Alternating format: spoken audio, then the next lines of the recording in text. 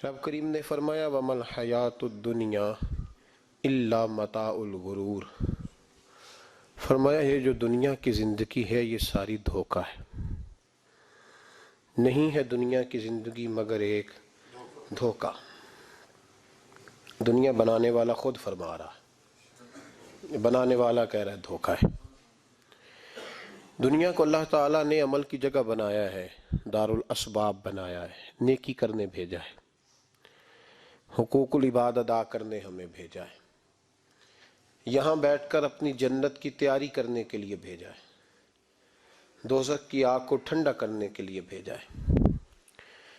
یہ جو مزاج امت مسلمہ نے اپنایا ہے کہ دنیا جمع کرنا، دولت اکٹھی کرنا، اپنی زندگی کی دوڑ پیسوں سے شروع کرنا اور پیسوں پہ ختم کرنا، اس کو پسند نہیں کیا نہ اللہ نے نہ اللہ کے رسول صلی اللہ علیہ وسلم۔ رزق حلال کمانے کو عبادت کہا، لیکن مقصود رزق حلال نہیں، مقصود اللہ کی ذات ہے، مقصود اللہ کے رسول صلی اللہ علیہ وسلم کی ذات ہے۔ ہمارے ہاں بڑی ترتیب کے ساتھ یہ چیز نسل در نسل منتقل ہو رہی ہے کہ پیسہ کیسے جمع کرنا ہے۔ بچہ بڑا سیٹ ہے جی، کس طرح سیٹ ہے؟ کہتے ہیں ڈھیر سارے پیسے کماتا ہے، امپورٹ ایکسپورٹ کا بزنس ہے، مال بھیجتا بھی ہے، منگاتا بھی ہے، بڑا سیٹ ہے۔ تو بچے سے پوچھا بیٹے تیرا کیا حال ہے، تو سیٹ ہے؟ کہتا بڑی تکلیف میں ہوں، سوتا بھی ہوں تو کانوں میں فون کی گھنٹیاں بجتی رہتی، آزمائش کا شکار ہوں، صبح و شام تکلیفوں میں وقت بیتتا ہے۔ یہ کس طرح کا سیٹ ہے بچہ؟ ہماری منصوبہ بندی ہوتی ہے کہ بچے کو ایسی جگہ لگانا ہے جہاں سے وہ جھاڑو کے ساتھ پیسے اکٹھے کر سکے۔ کیسے وہ سیٹ ہوگا؟ کس طرح کر کے نظام چلے گا؟ رزق حلال کمانے کو حضور صلی اللہ علیہ وسلم نے عبادت کا درجہ دیا ہے۔ نبی پاک صلی اللہ علیہ وسلم نے حقوق العباد ادا کرنے کو بھی اللہ کے قرب کا ذریعہ بنایا ہے، پر میں نے عرض کی کہ یہ تو صرف منزل نہیں ہے، یہ تو راستہ ہے، یہ تو سفر ہے۔ جو لوگ سفر کوئی منزل بنا لیتے ہیں وہ نادان ہوتے ہیں۔ نبی کریم سید عالم صلی اللہ علیہ وسلم کی خدمت میں عرض کیا گیا کہ یا رسول اللہ صلی اللہ علیہ وسلم کچھ لوگ کہتے ہیں ہم شادی نہیں کریں گے، گھر نہیں بسائیں گے، بچے نہیں پیدا کریں گے، ہم صرف عبادت کریں گے، دن کو روزہ رکھیں گے، رات کو نفل پڑھیں گے، کوئی نکاح نہیں کریں گے، کچھ نہیں کریں گے۔ تو نبی پاک صلی اللہ علیہ وسلم نے فرمایا ان سے کہو کہ تمہارے لیے بہترین زندگی وہ ہے جو میں نے تمہارے سامنے گزاری ہے۔ میں آرام بھی کرتا ہوں، نکاح بھی کرتا ہوں، عورتوں کا حق بھی ادا کرتا ہوں، میں اپنے بچوں کی دیکھ بھال بھی کرتا ہوں۔ فرمایا تم پر تمہارے خدا کا اگر حق ہے تو تمہارے نفس کا بھی تم پر حق ہے، تمہاری آنکھ کا بھی حق ہے، وہ آرام کرنا چاہتی ہے۔ یہ ساری ترتیب ہمیں نبی پاک صلی اللہ علیہ وسلم نے دی، لیکن ہمیں فرمایا کہ مقصود تمہارا خدا ہے، مقصود تمہارے رب کی رضا ہے، تمہارے نبی پاک علیہ السلام کی غلامی تمہاری منزل ہے۔ اتنا لمبا چوڑا معاملہ جو فقط دنیا کا ہم نے بنا لیا ہے، اور پھر اس دنیا اصل جو محبت ہے نا، وہ بیس جو ہے وہ دولت کی محبت ہے، رشتے دولت کے، ناطے دولت کے، تعلقات دولت کے، اسلام دعا دولت کی۔ میرے محبوب علیہ الصلوۃ والسلام نے فرمایا حب الدنیا رأسۃ کل خطیئہ، یہ جو دنیا کی محبت ہے نا یہ ہر گناہ کی جڑ ہے۔ جب انسان دنیا کی دولت سے پیار کرنے لگ جاتا ہے پھر وہ قتل بھی کرتا ہے، پھر وہ ظلم بھی کرتا ہے، پھر وہ زیادتی بھی کرتا ہے، پھر وہ حرام بھی کھاتا ہے، پھر وہ یتیم کو بھی لوٹتا ہے، پھر بیوہ کا مال کھانا بھی اسے پریشان نہیں کرتا، پھر کروڑوں روپیہ ہضم کر لیتا ہے، لکڑ پتھر ہر چیز اس کو ہضم ہونے لگتی ہے۔ اصل بات یہ ہے کہ اسے محبت دنیا کی دولت سے ہو گئی ہے۔ ایک بزرگ کے پاس ایک نوجوان آیا، اس نے کہا حضرت جی میرا نماز میں دل نہیں لگتا۔ تو بزرگ فرمانے لگے تیرا مسئلہ اصل یہ نہیں، تیرا مسئلہ اور ہے۔ نے کہا حضور سمجھا دیں۔ تو وہ فرمانے لگے کچھ بندے ایسے ہیں جو تمہیں ٹیلی فون کرتے ہیں اور تم ان کا فون نہیں اٹھاتے، اور کچھ ایسے ہیں جن کو تم دن میں خود 3 دفعہ فون کر کے حال پوچھتے ہو۔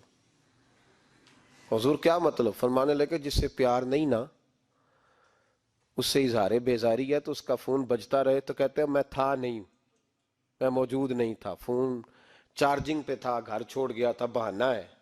اور جس سے محبت ہے اس کو ٹیلی فون کر کے کہتے ہیں آپ پریشان تو نہیں ہوتے؟ بس میرا سلام لینے کو دل کر رہا تھا۔ فرمانے لگے کہ تیرا اصل مسئلہ یہ ہے کہ تو نے محبت نہیں کی اللہ رسول سے۔ اگر تیرا خدا رسول سے پیار ہوتا تو یہ جملہ کیسے آتا کہ نماز کو دل نہیں کرتا؟ پھر تو تیرا تہجد کو بھی دل کرتا، پھر تو تیرا ہر وقت قرآن پاک سینے سے چمٹائے رکھنے کو دل کرتا، اس لیے کہ تیرا مقصود اللہ کی ذات ہوتی۔ کیونکہ مقصود دنیا داری ہے، مقصود دولت بنا لیا معاذ اللہ، مقصود ایک رنگ بنا لیا ہے، اس کا نقصان قوم اٹھا رہی ہے۔ نقصان رشتوں میں، نعتوں میں حسن نہیں رہا، پیار نہیں رہا، ترتیب نہیں رہی۔ ایک ناروے سے دوست نے فون کیا، مجھے کہنے لگے آپ بڑی تقریریں کرتے ہیں، کوئی ہمارے حق میں بھی کر دو۔ تو میں نے کہا کہ آپ کو کیا ہے؟ کہنے لگے آپ پردیسیوں کی مجبوریاں نہیں سمجھتے۔ میں نے کہا کیا ہوا؟ کہنے لگے حضرت جی شکوہ ہے کہ ہمارے اپنے ہمیں جب بھی فون کرتے ہیں وہ یہ نہیں پوچھتے کہ شام کا کھانا کھایا ہے کہ نہیں کھایا، وہ کہتے ہیں وہ شادی آ گئی ہے تو جلدی کرو، پیسے بھیج دو، فٹافٹ کرو۔ کہتے ہیں کبھی کسی نے ہم سے ہمارا حال ہی نہیں پوچھا، کبھی کسی نے یہ غور ہی نہیں کیا کہ وہ پردیس میں گیا ہے اور انشاءاللہ پردیسی کوئی بھی نہ تھی وے ککھ جنا تو پارے تاڑی مار اڑانا باہو اسی آپ ہی اڈن ہارے۔ تو تیار بیٹھے ہیں، حال ہی کوئی نہیں پردیس میں۔ یہاں حال یہ ہے کہ جو فون کرتا ہے، ایک بزرگ کہنے لگے کہ 22-23 سال دیے ہیں پردیس کو، تو اپنی ہی بیوی کو فون کیا ہے کہ اب نہیں ہوتا، گھٹنوں میں درد رہتا ہے، کمر کمزور ہو گئی ہے، اب میرا دل کرتا ہے گھر آؤں اور میں اپنے گھر میں بیٹھ کے بچوں کے بیچ بیٹھ کے روٹی کھاؤں، اعصاب کمزور ہو گئے ہیں، دل کی دھڑکن تیز رہتی، پتہ نہیں کب وقت آ جائے۔ تو کہتے ہیں میری بیوی جسے میرے دکھ سکھ کا ساتھی ہونا چاہیے، وہ کہتی ہے چلیں 3-4 سال اور لگا لیں پھر آ جانا۔ وہ بھائی کیا اس شخص کے ساتھ کیا تعلق ہے؟ اس کا بھائی اسے فون کرتا ہے تو کہتا ہے میں پیسے دے دوں گا، جب آؤ نا تو ایک موبائل ضرور لے آنا۔ اس کو لوگ فون کرتے ہیں، رابطہ کرتے ہیں کہ جناب وہ ایک چھوٹی سی چیز، وہ میں پیسے دے دوں گا، تو پیسے دینے ہیں تو یہاں سے کون سی چیز نہیں ملتی؟ صرف فرمائشیں، لوگوں کے ساتھ تعلق صرف جیب کا، رشتہ صرف جو ہے وہ تعلق صرف اس چیز کا کہ وہ آدمی ایک ATM مشین ہے تو فٹافٹ کارڈ ڈالو تاکہ آپ کے حصے کے پیسے نکل آئیں۔ یہ مزاج اس نے نقصان کیا ہے، دراڑیں پڑ گئی ہیں، حالات بگڑ گئے ہیں۔ میرے نبی کریم سید عالم صلی اللہ تعالی علیہ وسلم نے رشتوں کو جو وقار دیا، تو امام غزالی رحمۃ اللہ تعالی علیہ نے لکھا ہے مکاشفۃ القلوب میں، فرماتے ہیں کچھ لوگ قیامت کے قریب آئیں گے جن کے نبی پاک صلی اللہ علیہ وسلم نے نشاندہی کی ہے، ان کے پاس کوئی شخص نہ بیٹھے ورنہ اس کا دل کالا ہو جائے گا۔ کہ حضور وہ کون سے؟ تو فرمانے لگے نبی پاک نے کچھ لوگ بتائے ہیں، ان کے پاس نہیں بیٹھنا۔ کون سے؟ مصطفیٰ کریم نے فرمایا یحبون الدنیا وینسون الآخرہ، جو دنیا کو سے پیار کرنے لگے اور آخرت کو بھول جائیں۔ امام صاحب فرماتے ہیں ان سے دور رہنا، دل کالا ہو جائے گا۔ یحبون المال وینسون الحساب، وہ جو نبی پاک نے فرمایا نا کچھ لوگ آئیں گے جو مال سے تو پیار کریں گے پر اس کے حساب کو بھول جائیں گے، ان سے بچنا۔ فرمایا یحبون القصور وینسون المقبرہ، جو مکانوں سے تو پیار کریں گے پر اپنی قبروں کو بھول جائیں گے۔ اور فرمایا ان لوگوں سے بھی بچ کے رہنا، ان سے بھی پرہیز کرنا کہ جو لوگ یحبون الخلق وینسون الخالق، جو لوگ مخلوق سے تو پیار کریں گے، بندوں سے بڑا پیار کریں گے لیکن اپنے رب کو بھول جائیں گے، ان لوگوں سے بھی بچیں۔ ایسے لوگوں سے نبی پاک صلی اللہ علیہ وسلم نے نشاندہی کی، ان سے بچیں۔ تعلقات میں خلوص ہوتا ہے، جب کوئی آپ کی غربت سے پیار کرتا ہے تو وہ آپ کا اصل دوست ہوتا ہے، جب وہ آپ کی تنہائیوں سے آزمائشوں سے پیار کرتا ہے تو اس کا آپ کے ساتھ رشتہ خالص ہوتا ہے۔ جو آدمی دولت کو دیکھ کر پیار کرے اور دولت کو دیکھ کر آپ کے ساتھ وابستگی کا اظہار کرے تو اس شخص کا پیار سیدھا سیدھا، میرے رسول پاک سید عالم صلی اللہ علیہ وسلم نے ہمیں استغنا کا حکم دیا ہے، بے نیازی کا۔ یہ دنیا داری میں الجھنا، دنیا کے بن کے جینا، دنیا کے ہو کے رہنا. آپ یقین کریں سارے رشتے، میں نے سعودی عرب میں پیر دیکھے، پیر مریدوں کی لسٹیں لے کے جاتے ہیں. ان کو ٹیلی فون ہوتا ہے، تمہارے پیر صاحب آ گئے ہیں، تم بھی پہنچ جاؤ، ٹھنڈی بوتلیں لے آنا آتی دفعہ. وہاں وزن اٹھایا نہیں جاتا واپسی پہ. ہمارے کئی سنگی ناراض ہو گئے، حضرت آپ آتے ہیں تو آپ بتاتے نہیں. تو میں کہتا ہوں یہاں بھی یہی کام کرنا ہے. ہم تو اپنے گناہوں کی معافی لینے آئے، تو ہم جس کام آئے ہمیں کرنے دو، کیوں الجھاتے ہو؟ وہاں جا کے بھی جہاں خالصتاً انسان کا رجوع اللہ کا وقت ہے، وہاں بھی وہی حالات پیدا ہو گئے، ہر طرف دنیا داری. اور یہ پیروں کی بات کرتا ہوں تو آپ بڑے مسکراتے ہیں. میں نے بڑے بڑے مفت خورے دیکھے ہیں، بڑے بڑے، یہ ہر طبقے میں ہوتے ہیں، ہر طبقے میں. ایک صاحب مجھے ایئرپورٹ پہ ملے، کہنے لگے جی کتنے دن رہا ہوں، ماشاءاللہ ایک دن بھی روٹی جیب سے نہیں کھائی. میں نے کہا بڑے کامیاب ہو کے آ رہے ہیں آپ، یہ تو بات باعث سے فخر ہے، جا کے کسی اخبار میں فوٹو چھپاؤ.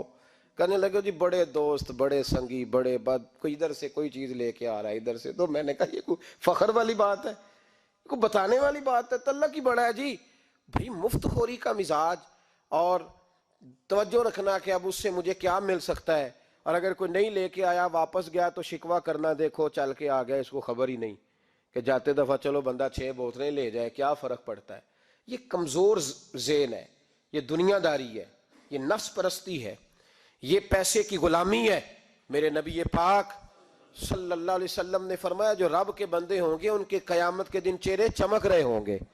تو یا رسول اللہ صلی اللہ علیہ وسلم اس کے علاوہ بھی کچھ بندے ہیں؟ فرمایا لعن عبد الدنیا وعبد الدرہم.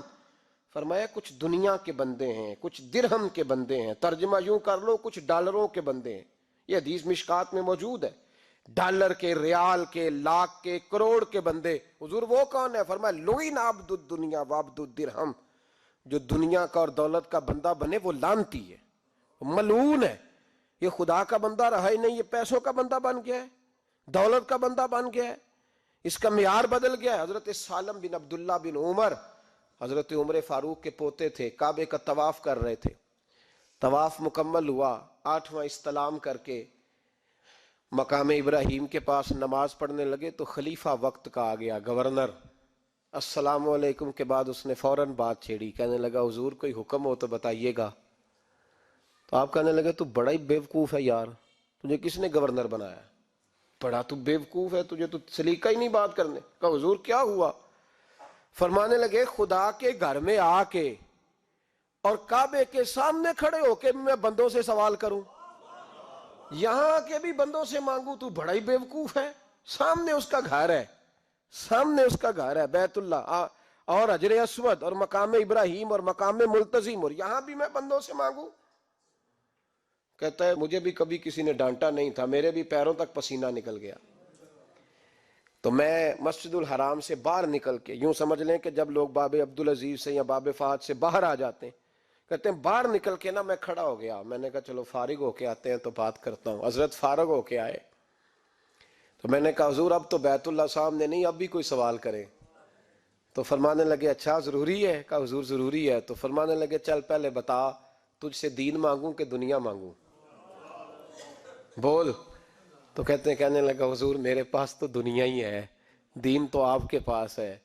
جب یہ جواب دیا تو حضرت سالم چلنے لگے، اور چلتے چلتے فرمانے لگے جا اپنا کام کر، دنیا تو میں نے اس سے کبھی نہیں مانگی جس نے دنیا بنائی ہے، میں نے اس سے نہیں کبھی مانگی، تو کیا حیثیت رکھتا ہے؟ میں نے تو اس سے بھی جب بھی مانگا ہے یا اس کا قرب مانگا ہے یا اس کے رسول کی غلامی مانگی ہے، تو اس سے نہیں مانگتا جس نے بنائی ہے.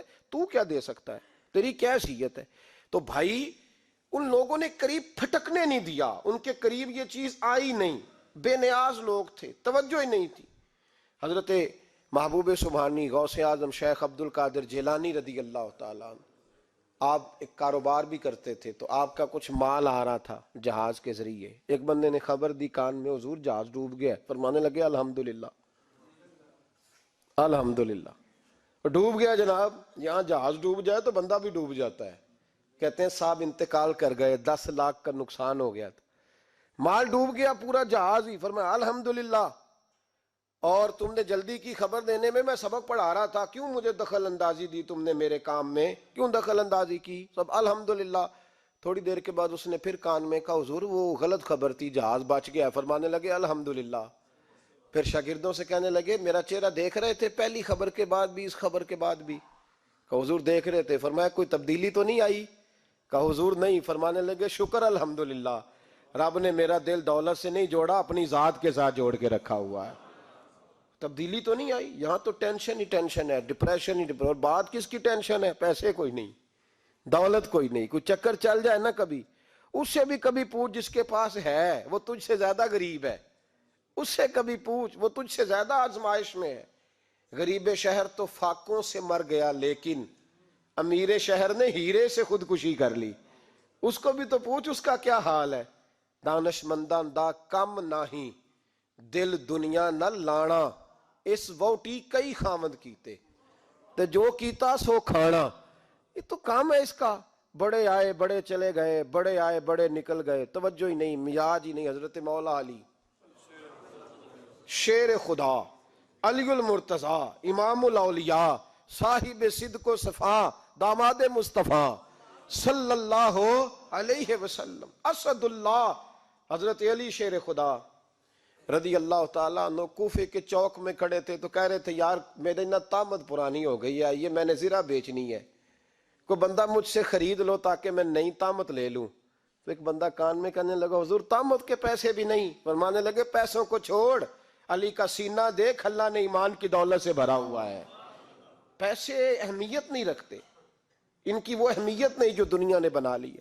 فرمایا ضرورت نہیں تھی، اب ذرا احساس ہوا ہے کہ زیادہ ہی پھٹ گیا ہے، پردہ نہیں صحیح طرح پورا کرتا، تو میں نے کہا چلو زرہ بیچ کے نیا لے لے۔ ضرورت نہیں، مزاج نہیں، طبیعت نہیں، انہوں نے ماحول نہیں بنایا۔ ہمارے تو حد ہو گئی، اتنا بری حالت ہے کہ ناقابل برداشت۔ حضرت عمر فاروق رضی اللہ تعالیٰ عنہ صحابہ نے مسجد نبوی میں بیٹھ کے میٹنگ کی۔ عمر کی تنخواہ بڑی تھوڑی ہے مال غنیمت میں سے، اب تو عمر کے پوتے بھی ہیں، نواسے بھی ہیں، رشتہ داریاں بھی ہیں، تعلق بڑھ گئے ہیں، اور عمر فاروق بوڑھے بھی ہو گئے۔ میٹنگ ہوئی مسجد میں، اس طرح کریں کہ عمر کا کچھ تھوڑا سا نا مشاعرہ، کچھ تنخواہ، کچھ خدمت، کچھ وظیفہ بڑھا دیں۔ بات طے ہو گئی، جب مکمل ہو گئی تو کہنے لگے یہ بتاؤ شیر سے بات کس نے کرنی ہے؟ ادھر جائے گا کون؟ پہلے اس کا نام تو بتاؤ، وہاں جائے گا کون؟ تو انہوں نے کہا یہ تو ہم نے سوچا ہی نہیں، بات تو بڑی تگڑی ہے، عمر سے کون بات کرے گا؟ یہاں جتنا مرضی تگڑا پیر ہو، آپ نذرانہ لے کے جائیں، مسئلہ ہی کوئی نہیں۔ کبھی کسی کو کہنا پڑا ہے؟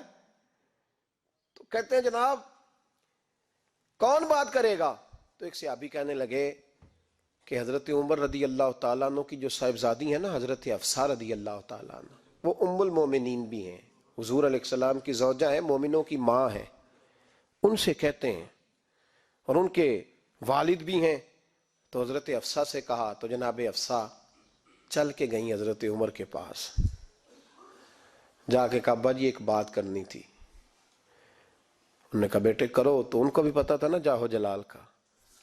کہنے لگے ابا جی مسجد نبوی میں صحابہ کی میٹنگ ہوئی ہے، ایک ہی محلے میں ایک ہی شہر میں لوگ رہتے ہیں تو ایک دوسروں کی خرچوں کا ضروریات کا پتہ ہے۔ کہتی ہے میں نے پس منظر سارا کر کے بات کی، میں نے کہا سب کو پتہ ہے کہ آپ کے خرچے بڑے بڑھ گئے ہیں، تو مجھے نا انہوں نے حضور کی زوجہ سمجھ کے، قابل احترام سمجھ کے میری ذمہ لگایا ہے کہ تھوڑے سے پیسے آپ کے بڑھانے ہیں۔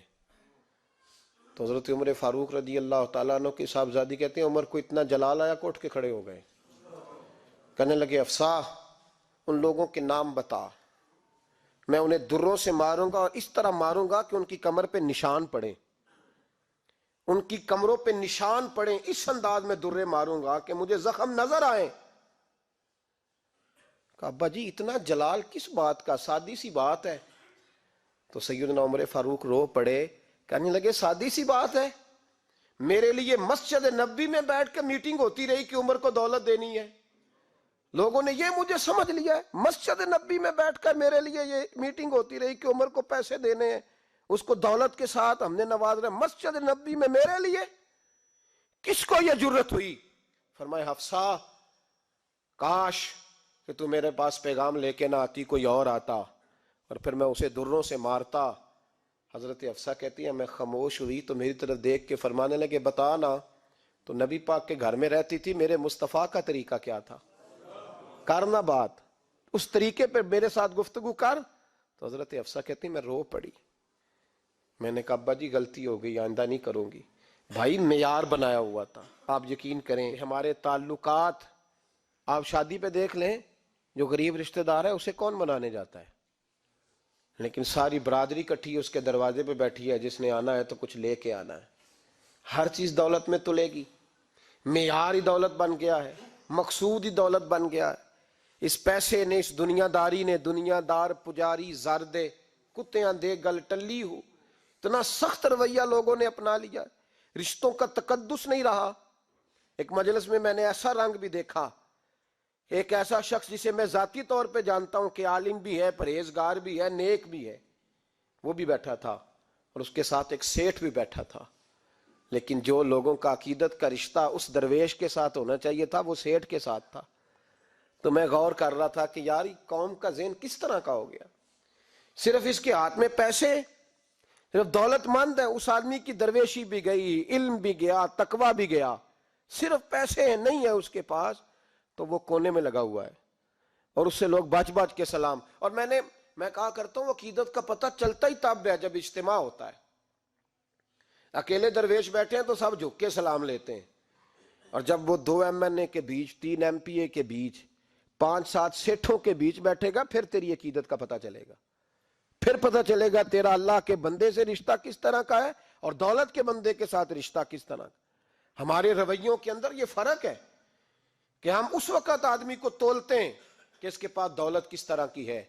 وقت کے امیر تھے حضرت عمر بن عبدالعزیز. توجہ ہے میری بات پر؟ حضرت عمر بن عبدالعزیز بادشاہ تھے. اب ہم لوگوں نے بھی بچوں کا بہانہ لگایا ہوا ہے نا، بس جی وہ میں چاہتا ہوں بچوں کا کچھ بن جائے. تو بچے بالغ ہو گئے ہیں تو کرانا رجسٹریاں ان کے نام، فارغ ہو جاؤ، آ جاؤ مسجد میں چھوڑو. لیکن پھر بھی کنجیاں دینے کو دل نہیں کرتا. پھر بھی بابا جی کی پیالیوں سے مرنے کے بعد پیسے نکلتے ہیں. پھر بھی ان کے تکیے کے بیچ سے بھی کچھ وہ نوٹ نکل آتے ہیں جو اب چلتے بھی نہیں. گزر گیا زمانہ، جو لگتے ہی نہیں. بزرگ ناراض نہ ہو جائیں لیکن جو بات کر رہا ہوں بہرحال اس کے پیچھے کچھ پس منظر ہے. یہ بھی بہانہ ہے. بینک بیلنس اپنے نام، زمین جائیداد ساری اپنے نام، اور کمائی کس کے لیے کر رہا ہے؟ بچوں کے لیے. نام کس کا لے رہا ہے؟ بچوں کا. یہ کس طرح کا بچوں؟ بہانہ نہ لگاؤ، صاف کہو کہ اپنے لیے کما رہا ہوں. صاف کہو. کیوں بچوں کا نام لیتے ہو جب ہر چیز کی کنجی تو رکھی ہوئی ہے باندھ کے اپنے ساتھ؟ حضرت عمر بن عبدالعزیز بادشاہ تھے. آواز دی، گھر میں بیٹھے، بیٹی پانی کا پیالہ تو لاؤ. بیٹی خاموش ہو گئی. ساتھ والا کمرہ بیٹی کا. پھر آواز دی، بیٹے سن رہی ہو؟ کہ ابا جی سن رہی ہوں. پانی کا پیالہ دینا. بیٹی خاموش ہو گئی. تیسری آواز دی تو زوجہ پانی لے کے آ گئی. نے کہا حضور پانی. حضرت عمر بن عبدالعزیز کو غصہ آیا، کہنے لگے بچے کس لیے ہیں؟ وہ خود کیوں نہیں آئی؟ اب اتنی نافرمان ہو گئی ہے کہ ایک پیالہ پانی کا باپ کو نہیں دے سکتی، کیوں نہیں آئی؟ تو زوجہ کہنے لگی چلیں درگزر کریں. اس نے کہا ابا کو نہیں بتانا، پی لے. کیوں نہیں بتانا؟ بتاؤ کیوں نہیں آئی؟ میں نے اس کو پکارا تھا، تمہیں پکارتا تو تم آتی، تمہیں بتانا پڑے گا. جب بات ذرا آگے بڑھی تو ماں تھی نا، بات بیٹی کی تھی، تو اماں رو پڑی، آنکھوں میں آنسو آئے. کہا کیوں روئی ہو؟ کہنے لگی بیٹی کا پاجامہ پھٹ گیا، دوسرا ہے نہیں، اور آپ لے کے بھی نہیں دیتے. کمرے میں بیٹھ کے تو پاجامہ سی رہی ہے. تو کہہ رہی تھی ابا کو بتانا نا، انہیں تکلیف ہوگی. تو وہ اس کے پاس دوسرا ہوتا تو آ جاتی، ایک ہی تھا تو اس لیے نہیں آئی. حضرت عمر بن عبدالعزیز اٹھے، سر سجدے میں رکھا، کہنے لگے یا اللہ تیرا شکر ہے تو نے میرے بچوں کو بقدر ضرورت روزی عطا فرمائی ہے. یا اللہ تیرا شکر ہے. ایک روایت میں نے پڑھی، کلیجہ منہ کو آیا. مصطفیٰ کریم بیٹھے تھے تو سیدہ عائشہ صدیقہ رضی اللہ تعالیٰ نے عرض کی یا رسول اللہ صلی اللہ علیہ وسلم وہ دیکھیں سیدہ فاطمہ آ گئی ہیں، وہ دیکھیں بی بی صاحبہ بغیر بتائے آ گئیں. حضرت فاطمہ الزہرا آئی تو حضور نے فرمایا فاطمہ بغیر اطلاع کے؟ حضور چھوٹا سا کام تھا. کیسے آئی ہو؟ تو بی بی صاحبہ نے نا، عورتوں کا پلو ہوتا ہے نا چادر کا، پلو کھولا تو ایک روٹی بندھی ہوئی تھی. ایک روٹی چادر میں. یہاں لوگ زیور باندھتے ہیں، دولت باندھتے ہیں، ایک روٹی حضرت فاطمہ نے پلو میں باندھی، کھول کے پیش کی، کہا بیٹے یہ کیا ہے؟ کہا ابا جی کئی دنوں سے گھر میں روٹی نہیں پکی تھی، آج علی کچھ جون لائے تھے، پیسے ہیں، چند روٹیاں بنی ہیں، تو بچوں نے تو کھا لیا، تو میرے سامنے بھی ایک روٹی آئی تھی، میں نے لقمہ توڑا ہے تو مجھے خیال آیا پتہ نہیں مصطفیٰ نے کھایا ہے کہ نہیں کھایا، پتہ نہیں حضور نے روٹی کھائی ہے کہ نہیں، میں لے کے حاضر ہو گئی ہوں، مہربانی فرمائیں۔ تو فرمایا بیٹے بیٹھ جا۔ حضرت فاطمہ بھی بیٹھ گئی، سیدہ عائشہ کہتی ہیں حضور بھی بیٹھ گئے۔ فرمایا فاطمہ کتنے دنوں سے نہیں کھایا؟ عرض کی حضور 3 دن سے۔ فرمایا بیٹے میں نے 5 دن سے نہیں کھایا، آ جا۔ دونوں باپ بیٹی مل کے کھاتے ہیں۔ روٹی 2 حصوں میں حضور نے بانٹی، فرمایا چل آدھی تو کھا آدھی میں کھاتا ہوں۔ حضرت فاطمہ نے لقمہ توڑ کے منہ میں رکھا تو رو پڑی، حضور 5 دن سے نہیں کھائی۔ فرمایا بیٹے چپ کر، ہمارا دنیا سے کیا تعلق، ایک پل رہ گیا ہے، بس اللہ پھر جنت کی ساری نعمتیں عطا فرما۔ رونے والی بات ہی نہیں ہے اس میں، بس ہمارا کیا تعلق، ایک پل ہے، پھر مالک بڑا کچھ عطا کرے گا۔ او بھائی، جو کائنات کے مالک و مختار تھے، جو ابرو کا اشارہ کرے تو حضرت جبریل جنت کی نعمتیں لے کے آ جائیں، انہوں نے تو دنیا کی جانب توجہ ہی نہیں کی، ان کا تو خیال ہی نہیں آیا، دنیا ہی دنیا، دولت ہی دولت، ہر آدمی دولت کے ترازو میں تلنے لگا ہے۔ اب تو کلیجہ پھٹتا ہے، اب تو لوگ پوچھتے ہیں، اور میں کبھی کبھی بڑا مجبور ہوتا ہوں، آزمائش میں آ جاتا ہوں، لوگ کہتے ہیں جناب آپ سے کچھ قرآن کی آیات سننی ہے، آپ کتنے پیسے لیں گے؟ کچھ حدیثیں سننی ہیں، کیا اس کا معاوضہ ہوگا؟ آپ سے اس نبی کا نام سننا ہے جس کا آپ کھاتے ہیں، جس کے نام پر آپ نے عزتیں لی ہیں، ان کا نام سننا ہے، آپ کا ریٹ کتنا ہے، آپ کتنے میں بیچیں گے؟ وہ نعت جو غذا ہے وہ کتنے میں بکے گی؟ جب دنیا داری کا یہ حشر ہو جائے کہ وہ رسول اگر ان کا نام نہ رہے تو ہماری سانسیں ہی نہ چلیں، ان کا نام بھی جب اس طرح کمرشل کر کے لیا جائے اور اس طرح وہ چیزیں بھی ریٹ میں آ جائیں، تو بھائی اس سے بڑی اور دنیا داری کیا ہوگی؟ میرے رسول کریم سید عالم نور مجسم صلی اللہ علیہ وسلم نے اس دنیا کو محبوب نہیں رکھا، قاری نہیں بنایا، ماحول ہی نہیں بنایا۔ حضرت عیسیٰ علیہ السلام کی 450 سال عمر، کتنی؟ 450 نہیں، میں نے کہا 450 سال حضرت عیسیٰ نے شادی نہیں کی، گاڑی نہیں بنایا، ایک پیالہ ہوتا تھا پانی پینے کا، ایک تکیہ ہوتا تھا۔ ایک دن ایک بندے کو دیکھا کہ وہ بازو کا تکیہ بنا کے سو رہا ہے، تو حضرت عیسیٰ نے وہ تکیہ بھی خیرات کر دیا، کہنے لگے اس کے بغیر بھی کام چل جائے گا۔